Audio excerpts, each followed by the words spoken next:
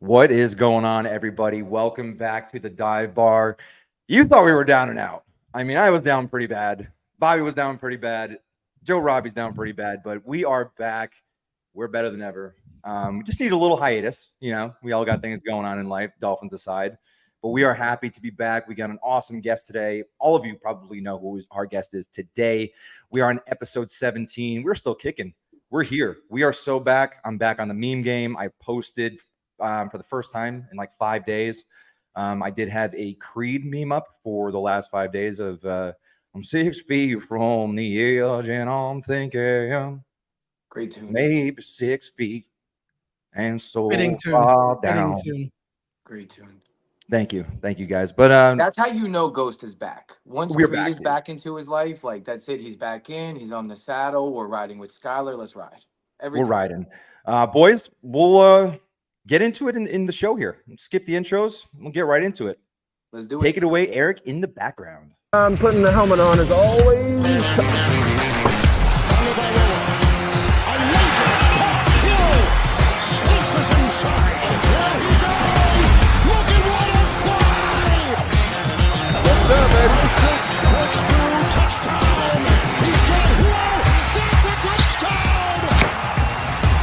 The opportunity is right now. Terrific defensive play. Intercepted. Off the block. Two on the move. Going deep. Speed race. He's got Hill. He's got Hill. The Dolphins have recaptured the lead. Welcome back, everybody. That intro is just what we needed. Shout out FinHub. We are back with the Adversity is Opportunity episode 17. I know that we love that. We got a new face up here. We have Tobin from the Tobin and Leroy show and the 560 WQAM. How we doing, Tobin? Great to have you here. It's great to be here, boys. Thanks for having me on the most depressing week of the season. I'm here to try and lift spirits if possible, but this feels like it's going into dicey territory. Yeah, well, I think we all just needed, just a little bit of a buffer. It was last Thursday. It's a week today that I was showing up to the stadium. We were all showing up, walking in probably about now with high hopes of taking down Josh Allen and the Buffalo Bills. Didn't go that way. It did not go that way at all. We were all a bit depressed. But hey, a week's time does wonders, doesn't it? Yeah. Other than you got to travel across the country. I saw some stat today that like Mike McDaniel's 2-9 as a road dog. So, I hope that it does. I think the thing that, I guess is like the one shining light in all of it is if you got your ass kicked like you did last week and Tua was healthy, it would kind of feel like, you better go win. And you better, go rattle off some wins to have everybody forget about it because, we all put so much into last week. We all put so many hopes into beating the Bills. And then just to get your teeth kicked in, it was going to have this feeling of, all right, when's the next time the Dolphins can really get people's belief? And now they have this whole chance to kind of prove people wrong, to silence some skeptics, to kind of show a little moxie, show a little guts with their starting quarterback down. So I guess that's like the one part of this week that you start off, you have clarity. He's not going to be back till the end of October. All right, so what can this team do? Can they keep themselves afloat? Could they? It's not the toughest stretch of schedule in the world. Like, could they surprise people and actually rattle some wins off? Can Mike McDaniel draw some stuff up? I think this is going to be an interesting test. I think one of the biggest in his coaching career with the Dolphins. Yeah, if I may, that's where I'm at right now. This is Mike's time to shine. Let's see if everybody was really prepared, right? Like, let's see if we're really ready for the Seahawks. We have short-term memory. We still have Armstead out there. Let's see, because beginning of this week, I was like, okay, we're screwed. Skylar's playing. We're screwed. And all these guys have been rallying around us. All the players have been vocal. Coach has been vocal.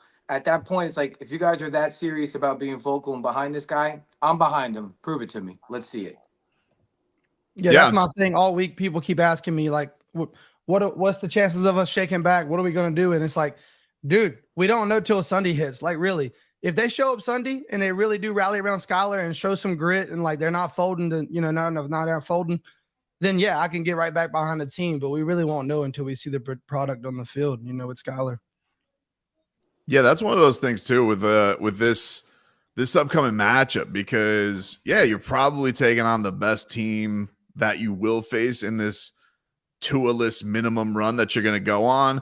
And it's interesting too, because normally you go up against a new coach, a new system, you don't have a leg up on him, but this is a guy who literally was with your defensive coordinator last year. So this is essentially the defense that you've been playing, even though, all defenses are different. And I know DK Metcalf was talking yesterday and he's like, well, I think they're a little bit more aggressive with the blitz than we were. So yeah, there's going to be some wrinkles, but I think that this is Mike. I think if anybody's got the element of surprise here, it's almost Mike, because Mike's got, a quarterback who hasn't played in a year. We really don't know how he's going to go because, in the preseason, he looks like Joe Montana, and, in the regular season, he's looked like a complete bum. So I hope that this is kind of his proving ground of, everybody's got him relaxed, let him sling it a little bit. And man, the weapons got to show up because, they got to pick the kid up a little bit. I think the one thing that you got to be happy about is, man, Devon Achane looks like a monster. You're getting Mostert back probably. Yep. So I think he's got some elements that'll help him. And yeah, I think it's going to go a long way. Look, you got this extension with, good seasons. And I think everybody knows Mike McDaniel's a great dude and everybody loves the personality. His players very clearly love him, but can he go get a win that he's not supposed to get? Can he go get a win that's against expectations? He's done a great job as the bully. Like, he's done a great job as, oh, you're taking on this rat ass team and they don't have as much talent as you and you're doing some flashy stuff. Cool. But can he do it? Can he catch somebody by surprise? Can that be the game where everybody's like, yeah, you know what? Props to the Dolphins. They were able to go get that done. That's I think going to be the interesting test for this franchise this week. Now, we did have some mostly ugly, mostly bad, but I want to walk through, we'll get into the quarterback situation. We'll get into the Seattle game. And I know it's kind of like a bit of a post-mortem at this point, but we'll do it real quick with you because I want to get the opportunity to hear what you have to say about the game. There were some good things in that Bills game, and the good things came probably in the first quarter, and that good thing was Devon Achane. This guy has been a monster. He leads. Does he lead the league in yards after catch, or is it just running backs? I'm not sure about that stat. It might be just running backs, or it might be the league. But I do think that he was probably the best player out there on the field for the Miami Dolphins, offensively and defensively. But from your perspective, is there anything from that Bills game that Miami can carry over? Any bit of momentum, whenever you're getting blown out, you always want to take one thing from the game and carry it over into Seattle or the next game that you're traveling. Is there anything that you saw that we can carry over? I think the thing that I definitely Achane. I mean, he was awesome, but I think the thing that you would probably look at, and I don't know if that's a positive or negative to take out, is just the idea that, man, it just kind of felt like they handed the Bills the game, right? Like, there's no way. That's legitimately the worst football game you could go play. And I guess the hope is, I would say, is all right, maybe they're going to be a little bit more prudent with not having these third receivers who are scrap heap guys out there. Maybe Malik Washington's going to go out there and get a few more opportunities. Maybe they're going to try and push the limits of that a little bit more. But that was depressing up and down. Like, to dress it up any other way, I just think I would be bullshitting you guys. Like, that to me is just like that. It couldn't have been more depressing because you just kept looking at you. Like, and if you guys were there, I couldn't even imagine being in the atmosphere. But I'm just sitting there on the couch. I'm like, I can't believe how much time is left in this game. It's going so slowly. And look, the good thing is, I guess, they're going to get another crack at Buffalo. Hopefully, Tua will be back. But nah, man, I think that there's the only thing is I don't think the defense probably was as bad as the numbers show, just because I felt like Mike and I felt like the turnovers just put them in a really, really bad spot. And that was the unfortunate thing, because you didn't really feel like you got Buffalo's best shot. You just went in there and just completely wet yourself. Yeah, and the one, I mean, another light was Jonnu Smith. It was nice to see him with the ball in his hands. That was my other takeaway because we really didn't get to see it week one. Yeah, the one thing with the tight ends that bummed me out though is I have my Julian I Hill would like anytime to see him touchdown. get the ball more in the middle of the field. It's kind of weird how McDaniel went away from the middle of the field now. We went from totally everything's 10 to 15 yards down the middle of the field to everything's a screen. I don't know how to explain that. It is, yeah, it's a strange thing. Like I think that part of that has to go with Buffalo knows that, and they're trying to take that away. And then you mentioned the tight ends. Like I had Julian Hill anytime touchdown, and he like tried 2 right in his hands, and that would have been nice to pay off. That would have been a nice like way to put a cap on a really really bad night. But that is strange, man. Like it does feel on the one side they feel like they've found something with the run game, which is exciting.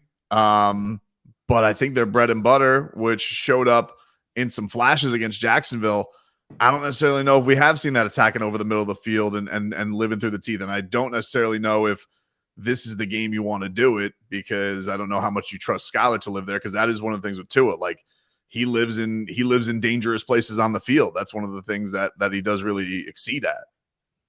And before the game got really out of hand, I think one thing that was really overlooked was the field position battle. The defense did actually give the Miami Dolphins and Tua-led offense 3 go-ahead opportunities in that first half. It was interception, turnover on downs. And that turnover on downs was, I believe, like at the 50-yard line, or inside the 40 maybe. But, I think that's one thing they can bring in. But like you said, this is probably the worst game that you'll probably play all season, hopefully. I mean, I hope we get it out of the way in week 2. I'm praying just like Bobby over there. But, that it's really something to see that team go in and with the hype that we had going into the season, it was just tough to watch. It was just tough times for everybody in the fan base. Yeah, and especially you think like, it was pretty exciting the week beforehand when we saw Ingold have those monster conversions on 3rd and short. And then you're like, all right, 3rd and 1, let's give it to the fullback. This is our new secret weapon. And nope, didn't work that time. Got immediately stuffed. They knew that was coming. And then, Robert Jones gets absolutely killed by Ed Oliver. I mean, like, he's awesome. I mean, there's no people are going to get killed by Ed Oliver, but that just felt like, oh, and then immediately it's James Cook to the house, right? Like it's just, you got outmanned completely, can't make the 3rd and short. Your offensive line got dish ragged, and then 50 yards, and you guys are down big time going into halftime. Like that definitely was like air out of the balloon. Holy crap, this is becoming a nightmare. Yeah, I think that's what made it so tough too, is like we were already getting our teeth kicked in by the Bills again, and like that was becoming our reality once again. Like we're supposed to be way better. They got a depleted defense. I mean, let's be honest here. They're rolling out a JV defense and beating the shit out of us. They still got us figured out. I don't know what the hell if they ever fire that coach, I want them. Like I don't know what the hell that's about. Like they got nobody on defense, and they got you strapped down. Like it's crazy. Like Tyreek Waddle doing nothing. Jonnu really the only thing in the passing game, and then Achane doing what he does. And then to make matters worse, we're all down. We're like crying on the couch, and then Tua gets knocked out again. And it's like that's what made it so bad. Really, is we were already at rock bottom. We thought, and then Tua does what he does, and boy. What a combination that was on a Thursday night too. So you had to chill and wait till Sunday to see any kind of other football. That was probably the toughest part. Yeah. It had to be the toughest part. We had to sit there for 3 days and sulk with no football. College does not cure that. I'm sorry, it just doesn't. Kane's 62-0 doesn't heal that, especially with like a 3-hour delay.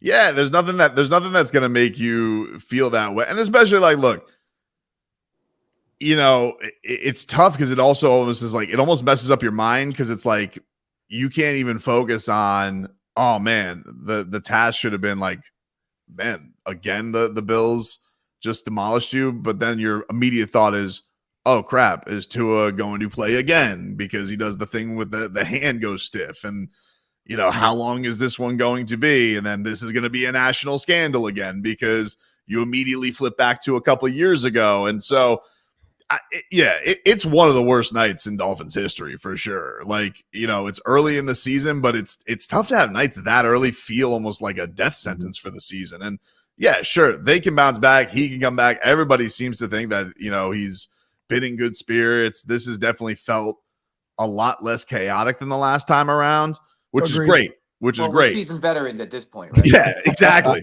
People aren't looking to arrest Miami Dolphins personnel, at least for cover-ups. And so, yeah, that's, I guess, a little bit better, but it was just a snowball effect. It was a fan's nightmare that everything that went into that. And I think the best point here is, it does, unfortunately and fortunately for the fan base, that this is common territory, and it, second time around doesn't get easier. But without the media pressure and everyone, putting doctors in investigations in the building, you have the NFL investigators coming through, the independent investigations, all that stuff. Like none of that now, and it's Tua's in the building. They're not sure if he's going to travel with the team, but he's helping out. He's helping out with Tyler Huntley.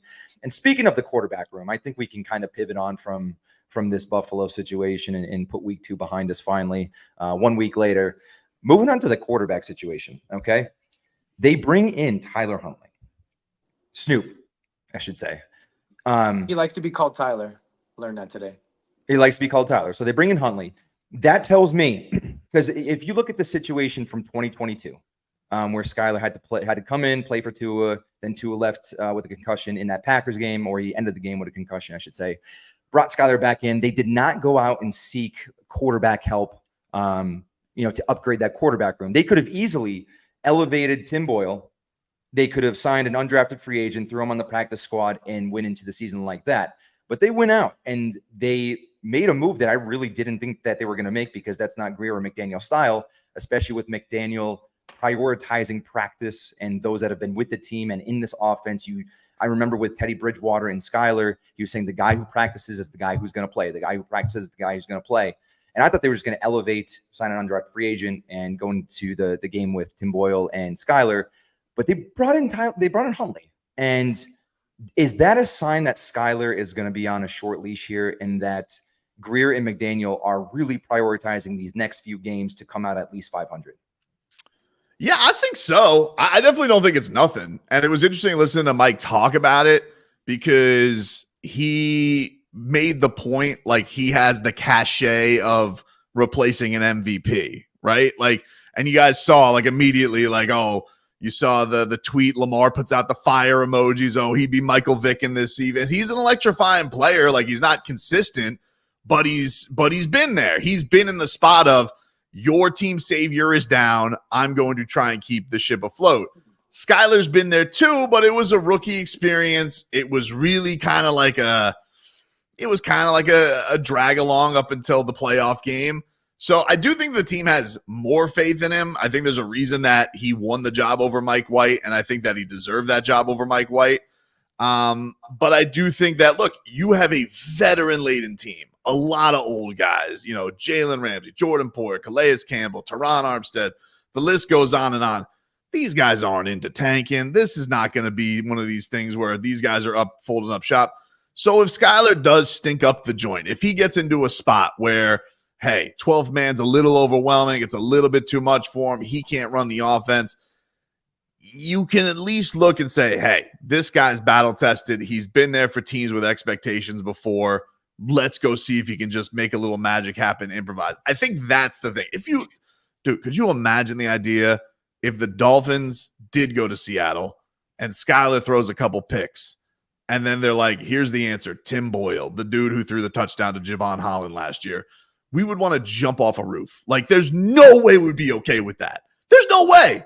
And I get it for everybody here who's, like, hey, I told you we should have gotten this guy, should have gotten that. Congratulations. You win the I'm Right award. However, like, nobody ever feels like they have a great plan for your quarterback, your $200 million quarterback going down. There are no good plans. But I think this kind of shows, if Skyler doesn't work, we have a viable plan that has been in contending teams before. So I think that's kind of the that's what I lean on it when he mentioned that in his first statements about Tyler Huntley. That's what I glammed onto, is that, oh, he wants a guy who the locker room will believe in a pinch, and I think that's what he's there for. And I hate to say it, but like, these stretch of games, if Tua was going to get injured, are the perfect stretch of games. We can go 3-2. I truly believe that. Let's see. We got Seahawks, Titans, Patriots, Colts. If you put Yeah, he our was coming quarterback back versus for their week 8. quarterback with what we have, I know I'm a homer, and I know I'm ridiculous a homer, but my 16-1 is still in play, boys. It's still in play. You're not wrong. It is. Well, we got Jacoby Brissett, Geno, Anthony Richardson, Levis. and Levis. And we owe Levis a whooping. Mm-hmm. Yeah, That's true. and it's home. I might be And- onto something. Yeah, And I it's think the the Weirdest problem is 16-1 ever. the problem is if we don't go 2-2, 3-1 in this next 4, then what? Like, I agree with what you're saying, but the problem is the floor of this situation is very low. Mhm. It's very low. So like, you come out of this next 4 games 1-3 or something, and like, you 2 of them might stay on ice. Yeah, I mean, there's the big issue here, and this is what I said on the prediction show. We get to the bye week at 4-1. We get to, week 6 is our bye week. Then you go to the Colts and you handle business. But if you're at 4-1, that leaves you 12 games to go 500 to get a 10-win season, right? And you're in the playoffs at 10 wins. Like, I don't think that 11 wins is going to be the cutoff for playoffs. But that gave you like a buffer of you literally only have to win half your games for the rest of the season, and you're at least you're dancing, okay? And hopefully, like, Miami would have won more, obviously, but it does. The back half of this schedule is tough. You're going to Buffalo. Our last game is in MetLife Stadium. That's in January. That's going to be a tough game. I mean, we can call it what it is. The Jets look fine. Their run defense is suspect. Rodgers is doing enough right now. So it is tough. It is tough that we do have that back half of the schedule. But like Joe Robbie said, if there was a time to not have your star quarterback, it is these games that you can still rationalize winning.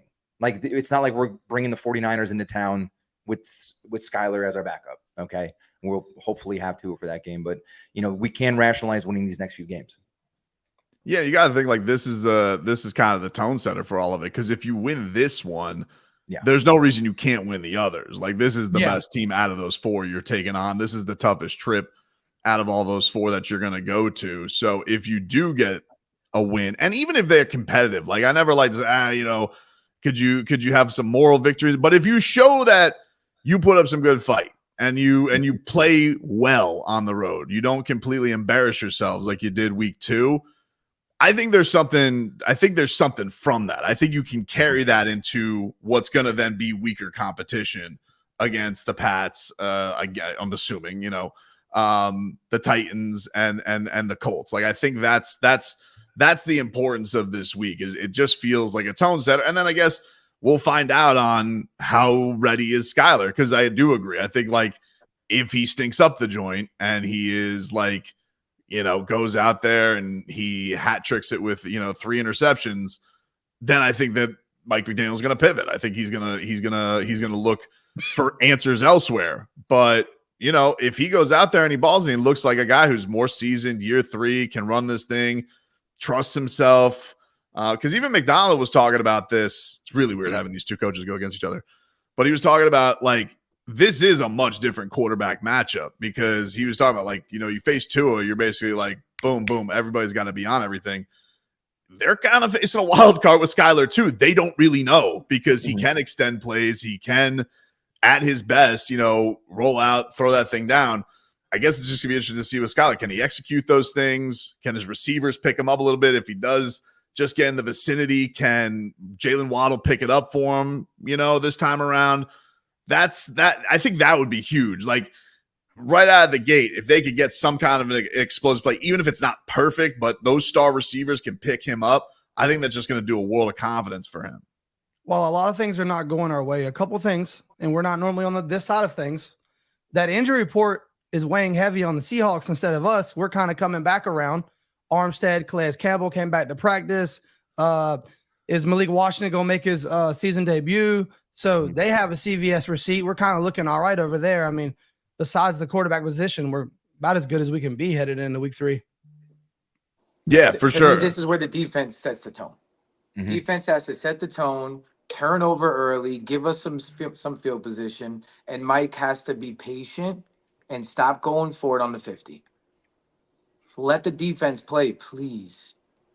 This defense is really good, but you keep putting them with their backs against the wall. 1 first down, they're in field goal range. Like, give us a chance here.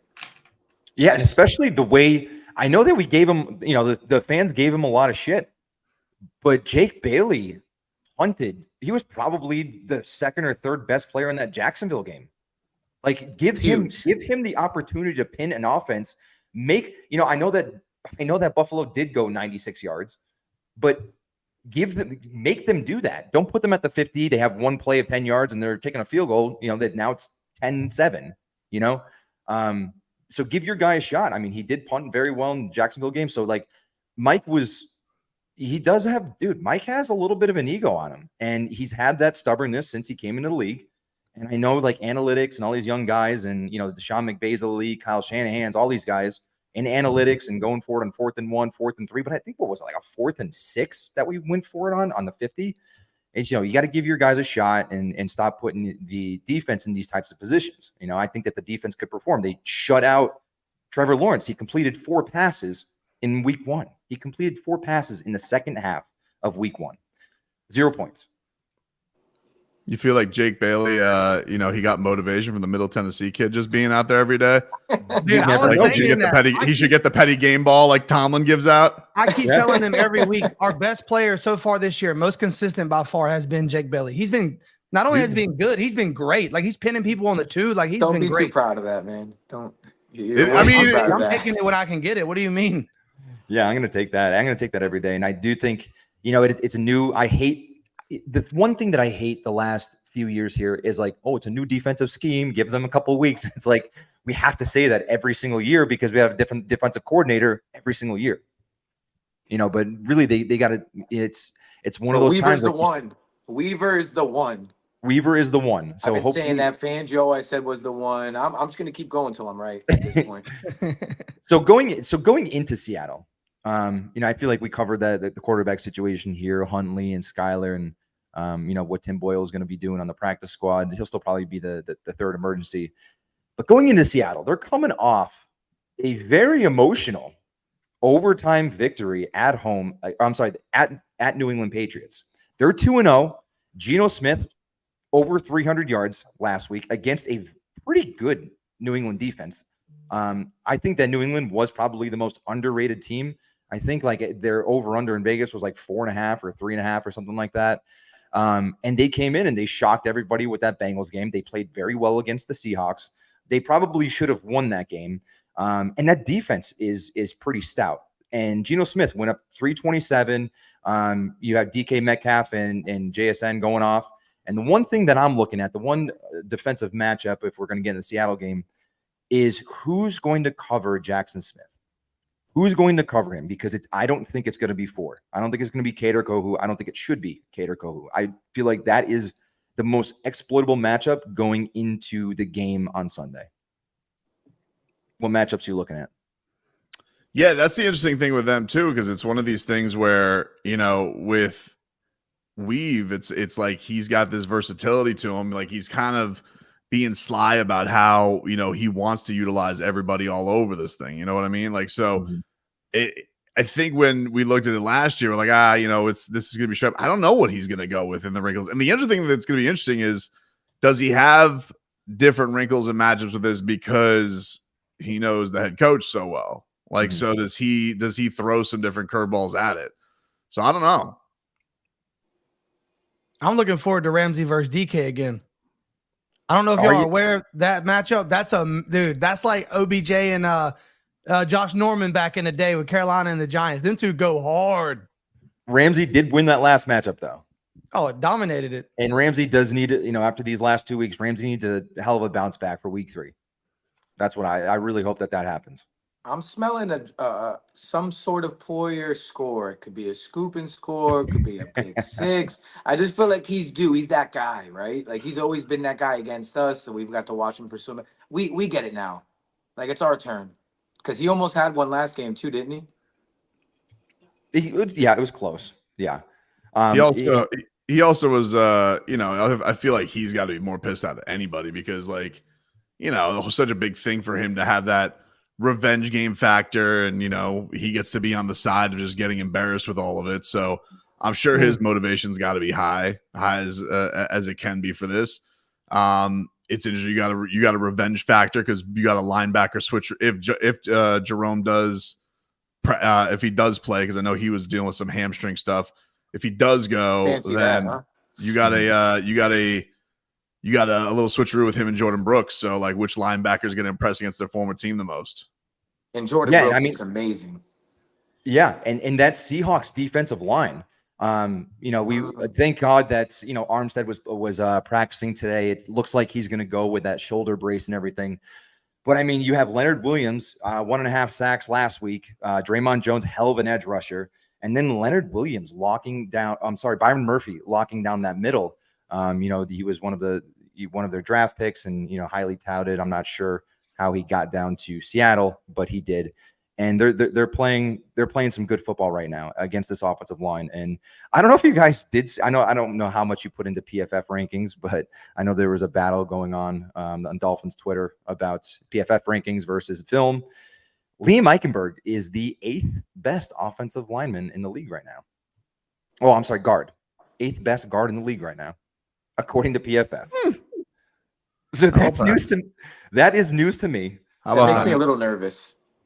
No, Tobin, I got to tell you why. It's a long story short here. I recently put a post saying if Liam becomes an All-Pro this year, I'll drink my own piss. Oh, that's wow. Right. You FSU He's closer to being an All-Pro than he's not right now, and I'm nervous. Yeah, I forgot about that. Thank you for bringing that back up. Yeah. But yeah, Tobin, how do you see this Seattle defense, who has been stout? They've been playing good football, matching up with our offensive line, and what can we exploit? Assuming Skyler plays the entire game, what are we looking at on offense? Like, who are we looking to exploit here? Yeah, like this is one of the things where they're really good. I mean, like they have so many they have a lot of different looks they're going to give Miami, but I think the thing that's going to be interesting is what insight do they have into all this? It looks like I guess Kayvon Wallace didn't go today, so he's still he's out there. A couple of nose tackles are both still on the mend, but Jerome did go limited today. Boye did go today. Leonard Williams did go today. So, like, the injury report does look a lot better than it did yesterday for them. And so a lot of their studs, Boye has been, completely impressing everybody there. So I think this is one of those. I really think that attacking them with that run is got to be the key no matter what. Just because I think it's one of these things where I feel like Miami. First, I think it makes it easier on Skyler, right? I think that they've shown that's in a way that still the strength of their team right now after last week. Because even with that front four they went against Buffalo, knowing that Buffalo was looking to take away, the two speedsters. The one thing that's interesting with them is their associate head coach is Leslie Frazier, who spent a lot of time with Buffalo. So I kind of feel like they're going to show, hey, Dolphins, see if you can do it again, especially with your young quarterback. And they'll take Devon Achane, gashing him for a couple runs because it's not the home run play. So I think Miami, I think it's just on Mike. When you talk about his ego, I think it's on Mike. Can he commit to that and not get too cute with it and just take what's there? Because I just think that we've seen with him, man, the guy is innovative, but he's got a lack of patience, and he does feel like he wants to bust out the gadgets too quickly. And if he could just stay with it until that opportunity is truly there and not force upon it, that's I think that could be a recipe. I think it takes the crowd out of it. Brooks was talking about this week. Like, you can take that crowd out of it if you control the football a little bit. And they can get them off the field quick. So that to me is the recipe for success here is start it off with the run game, attack that. And then, if Skyler's got to make a play here and there, see where those opportunities are to get it into your two stars' hands. But, I think they're going to go a lot of the Buffalo route with this is until you guys can show the patience to stay with that. And the coach isn't going to beat himself and shoot himself in the foot. Why would they change that? Why would anybody change that formula against Miami? Well, I think, like you said, the good thing is it might force Mike's hand.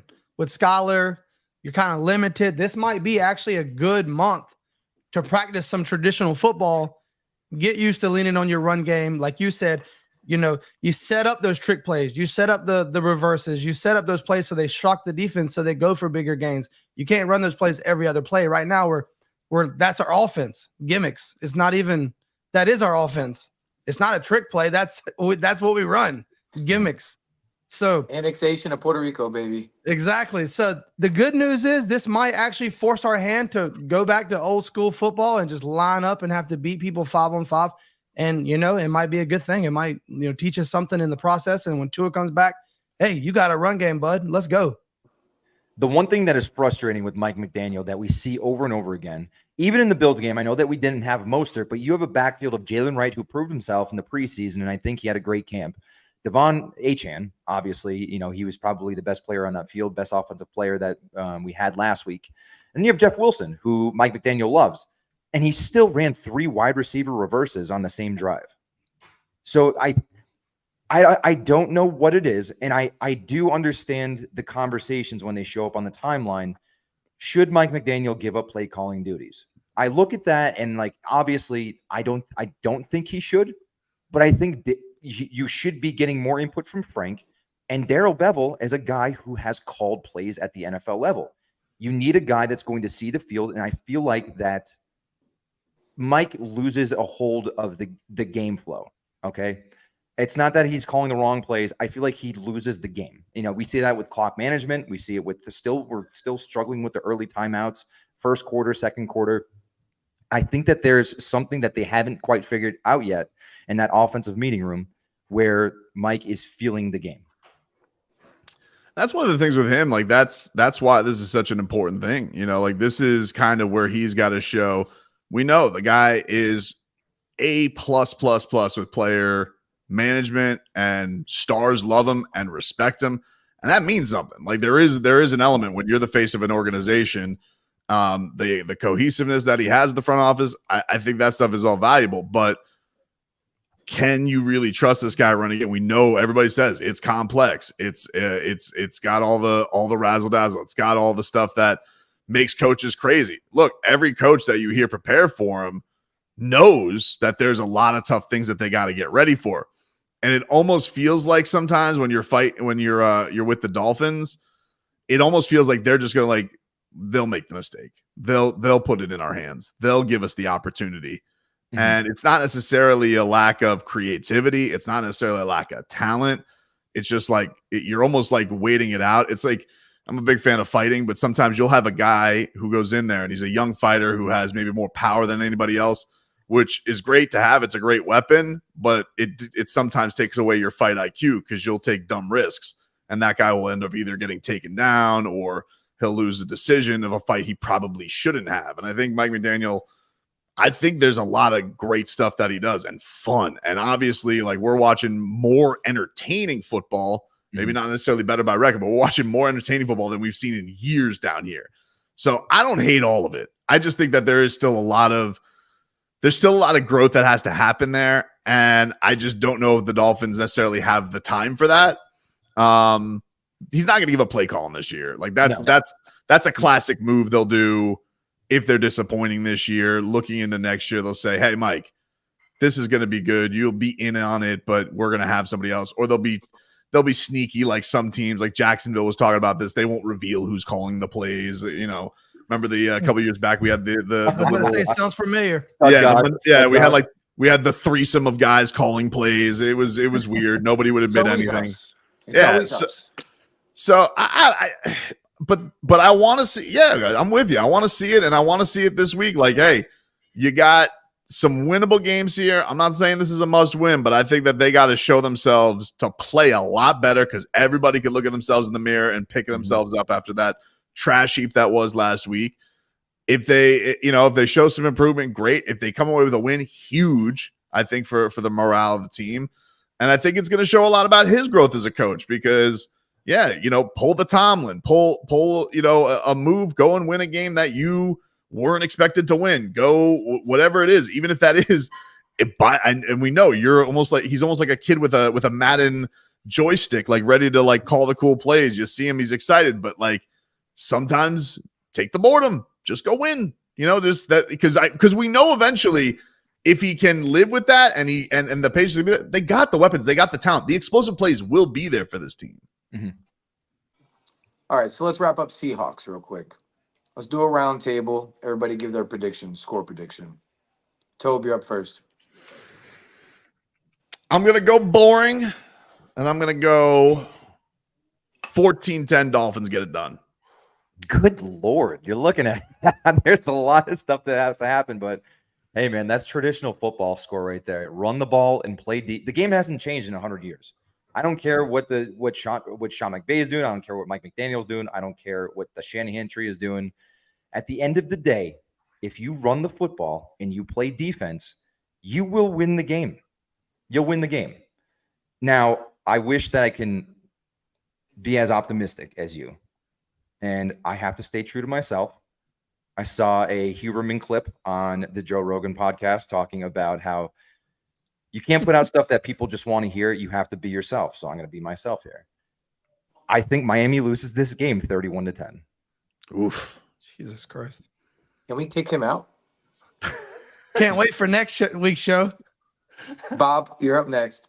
All right. Because I got to have something. I'm trying to shake back here. I got to have something to look forward to. So let me go 20-14 Dolphins. Lean on Achane, run the ball, bring the gimmick plays when they're necessary, create explosive plays.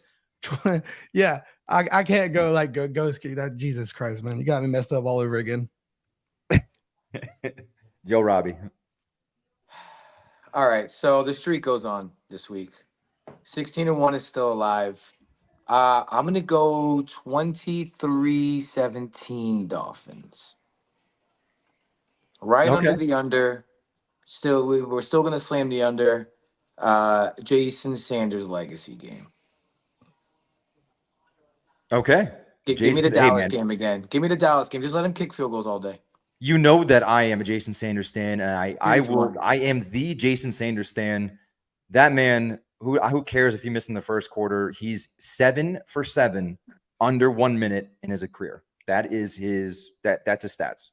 That's pretty wild, right? We're gonna have to fact check that. We can. I saw it on Twitter. It's fact. It's a fact. Tobin, do you have any closing remarks? I know we want to get you out of here right at 7:45. We're going to stay on, everyone that is listening right now. We're going to stay on and go through our devoted mailbag. We're going to answer all your questions. But Tobin, before Tobin gives any closing remarks. Okay. He's really close with the Heat Twitter, with the Dolphins Twitter, now the Panthers Twitter. Who's got the best fan base down south? There you go. Best fan base down south. You guys may not believe this, but I think the Dolphins Twitter is way more positive than Heat Twitter. Really? I think Heat Twitter's bad. I think Heat Twitter's a cesspool. And I come from like the loins of Heat Twitter. Like when it first began, Big 3 era, we were very reckless. But it's like one of these things, like everybody hates everything right now. So hockey's just happy to have hockey stuff. So I think they're just very nice. They're very, very, very nice fan base. Everybody's on cloud nine right now. They're the champs. I was at the facility yesterday. Everybody's peacocking around. They got their trophies. They're going to get their rings soon.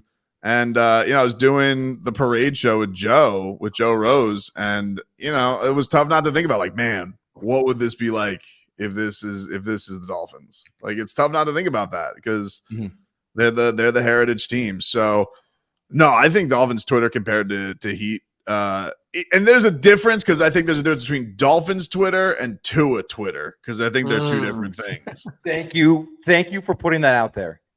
Wrong. That is the clip. I'm going to use that clip forever now because I could go down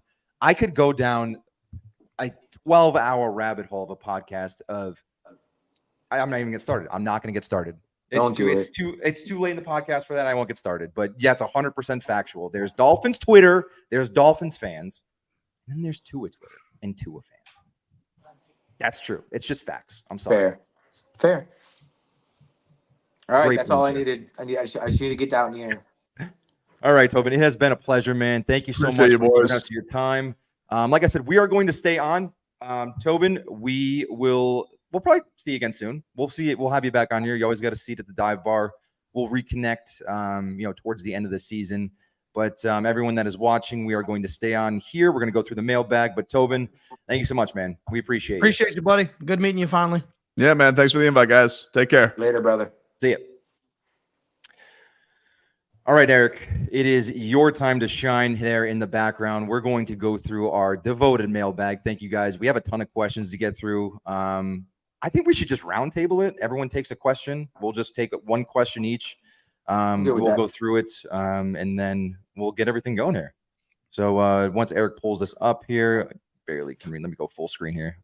There we go. First question to Joe Robbie from Carpet Dinosaur. That is the lists. That is the mascot of the list. Sebastian. He's the cutest golden I've ever seen. He does love the Dolphins. He picks them every week. He picked them last week. Bad pick by him, but they put out a question.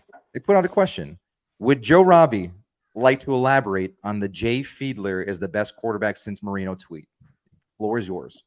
Okay, so technically speaking, man, I'm in a dark place today. Technically speaking, he's the last quarterback to win a playoff game. I was emotional that day. Woke up in a very bad mood. I can't stand behind that statement. I can't do it. So now I feel like I have to give them a top 5 of my lifetime quarterback rankings. Okay, we'll go Marino, Tua,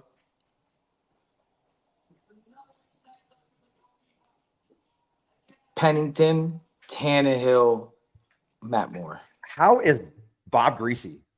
No, my lifetime. Oh, okay, your lifetime. All right, I was gonna Yeah. say the quarterback to win. I mean, Super Bowl. I was still a little bit too young for Marino, but you don't disrespect Marino, so there's that. Yeah. What's your top 5? Just quick top 5. In my lifetime. Mm-hmm. Well, obviously Marino. I mean, Okay. dude, it's probably the same list. It's got to be Marino. I'm going Chad Pennington because he won the division. Okay. Then I'll go Tua, Fiedler, and Matt Moore. I love Matt Moore, dude. Dude, Matt Moore is he was just that guy. Yeah. You needed a win, call Matt Moore. Yeah, but that Chad Pennington season, that was electric. That had me so happy. I remember Anthony Fasano catching the corner route against the Jets to win the division. But yeah. Fellow Paisan. Yeah. Bob, you got a top 5? quick. Oh, I don't care about top 5 quarterbacks. All right. Eric, next question here. He's too cool for school now that he's married. It says, did the Marlins active? This is from Miami Hops 305. Appreciate your glasses. Everyone go check out Miami Hops. Did the Marlins activate the curse of the Tequestas by winning on that land, then knocking down the OB? Who wants to take that one? I mean, I'll take it. It's reality is I don't know, man. I don't think that curse is breakable. And this has been going on. This is going on for a long time. So I'm not ready to give anything other credit. Nothing gets credit other than we're built on Indian burial grounds, and it's a tragedy. And I will say, ever since the Canes moved to Hard Rock, they've been screwed. That's true. Orange Bowl, they were balling in the Orange Bowl. Well, that is Canes might be true. back. They might be lifting the curse off team by team. It was the Panthers. Then, we had the Heat, we had the Panthers, and now the Canes. Maybe they're peeling back the onion a little bit. So, good question, Eric. Next one, buddy. On a scale, this is from 561 Fins. On a scale of well done to medium rare, how cooked are we? I think we're medium rare. Medium. I think medium. The chef is new. He left it on a little long. We left it on a little long. I'd say medium, but it's definitely not a well done steak. No, I say medium. No, it's not well done. But after this weekend, that bitch might be burnt. It might be burnt. It might. I mean, if there's just a complete collapse and this team, or it might be reverse sear. Could be reverse sear. But if this team just gets completely blown out and doesn't even put up a fight, organizationally, that really shows that this team was never made to win this season. Basically, if your prediction comes true, it's going to be a bad episode next week. Well, I keep predicting Miami to win, so and they get blown out. So let's move on to the next question. Dude, here. if Ghost 31-10 is right, I'm using more PTO. You will not see me next week. Answer required from all of you. This is from JD Finsfan. On a scale of 1 to 100, how confident are you in Skylar Thompson's ability to run this offense? On a scale Ghost, of you 1 go to 100. first. He holds the ball too long in an offense that requires timing and trust to throw it into space. So I'm going to go 26%. Okay. Jesus Christ. Bob? Bobby, I'm gonna Ghost is so go. back. I'm gonna no, look, it's his third year in the system. He knows the system. His play style might not match it perfectly, but it's his third year. He beat out Mike White for a reason. It's got to be over 50 just based off 3 years in the scheme. Let's go a solid 58, 62. And given how he plays Sunday and the quality of it, his management of the offense and pulling out a W, that could easily go up to 68. Okay. So See, I just feel like the percentages are very tied in with McDaniel. We don't really know what he's gonna what we're gonna call this game. I'm very I'm more curious than I thought I was gonna be. I didn't hate Skylar when they had a whole week to plan for Skylar. I didn't really hate watching Skylar play when he had a true offense. Yeah, I'm gonna say Skylar's gonna get jiggy with it. Skylar's gonna fuck on Sunday, 69%. I'll take it. Anything right now to have a positive spin. I'll take it. All right. Eric, next question. This is from the list. Big fans of the list, friends of the show. To win in Seattle, Miami has to blank. Take it in turns and fill in the blank. To win in Seattle, Miami has to rush for 160 yards. Okay. Bobby? Has to hold the Seahawks to under 17 points. Ooh, okay. Okay. Going last is tough. We have to have 2 turnovers. Defense has to create 2 turnovers. Okay. Takeaways. Pretty good one. Yeah, of course. That's how you win these games. Truly, that's Yeah. really what. That's how the last time Skylar took the field in Buffalo, he was 40% on his throws, 2 interceptions, and it was a 3-point game. Oh, by the way, we should definitely make a prop bet for the Dolphin game tonight. Sure. Why not? That'd be fun. Because I'm thinking anytime touchdown for the defense would be a fun one. Yeah, and that's how they came close to beating the Bills in that wild card matchup it was January of 2023. So that was a fun game. Until the last 2 minutes, that was an epic game. And what's not talked about a lot in that game is the mishandling of the referees with the clock, telling Mike McDaniel he had the first down, and then saying, no, wait, it's a 4th and 1 now. Also I don't true. know. Next question. Next question. This is from Finn's Hoodlum. This is for Joe Robbie probably. Would y'all take someone like Cam Ward in the first round next year? Cam Ward. It sounds familiar. Is that the Heisman front runner? Cam Ward? Sounds like it. From the Miami Hurricanes? From the King. Mm-hmm. Raising So King. all right, so let's talk real for a second, because this is actually going to spin into a Tua question, right? Sure. Everybody knows nobody loves Tua more than I love Tua. Close to his camp, love the guy, have nothing but love for him and his family, and his love for the game. Okay. Mm-hmm. At what point do we say, okay, we got to bring somebody else in just in case for real? Like, we really just have to, let's just say Tua stays healthy the rest of the year. We go to the playoffs. We win 1 playoff game. Mm-hmm. Okay. I still draft somebody. I think so too. I think that The team is currently built for a good quarterback to come in, run this offense successfully, and have success. Waddle's locked up for a while. He's locked up through 28, I think. Tyreek Hill probably has another year in him. I don't think he's going to retire this year. Our backfield is going to stay the same. Jalen Wright will probably mix and match. Jeff Wilson, Mostert, maybe we'll bring in guys if they're not here. Devon Achane. So the team is still built to win with a quarterback coming in. It is still built to win now, and this offense is still built for big plays. So, I think it's obviously a knee-jerk reaction to start asking about drafting quarterbacks, but there shouldn't be a reason that we're revisiting the backup quarterback situation and how good of a backup quarterback we need for like the third time now. Like, we shouldn't be having that conversation. We still are. So I think the unfortunate reality of the situation is we thought we got to a point where we could just criticize Tua's play and is it good enough or is it not? Now the reality is we can't go into another season with Tua's health concerns without a quality backup or option on the bench. So, I don't think it even matters. I think Tua could go win 2 playoff games. I think you really still have to make an aggressive attempt to put a quality backup behind them no matter what now. That's just moving forward. If Tua is your starting quarterback, you have to have a really good backup quarterback. That's just reality. And especially if they're really not as worried about the O-line than we are.